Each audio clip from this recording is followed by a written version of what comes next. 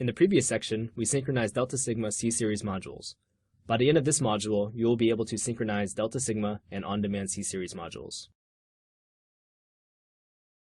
Okay, so let's say we have Delta Sigma modules and also on-demand modules, and we want to make sure that those are synchronized together. Well, on this slide, we see how we're able to do that. So if this is the case for you, then what you want to do is first, you want to design your application for Delta Sigma module timing using data rate property nodes. So if we take a look at this, the first thing you would do is you would design it this way. So you go to the first frame and you're going to do the data rate, set that up, and then you're going to go to the second frame and start your module. And then in the third frame, notice that that while loop is going to be timed by your Delta Sigma module, right? So the while loop is going to execute at the same rate that you defined by data rate in that first frame. Okay? Once you've done that, then your second step is you're going to add your on-demand I/O modules separately. Okay? So now notice that in that while loop over there, you've got your on-demand modules.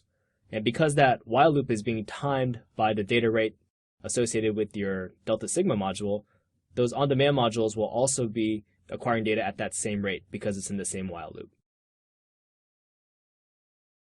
Now you can synchronize Delta Sigma and on-demand C-Series modules.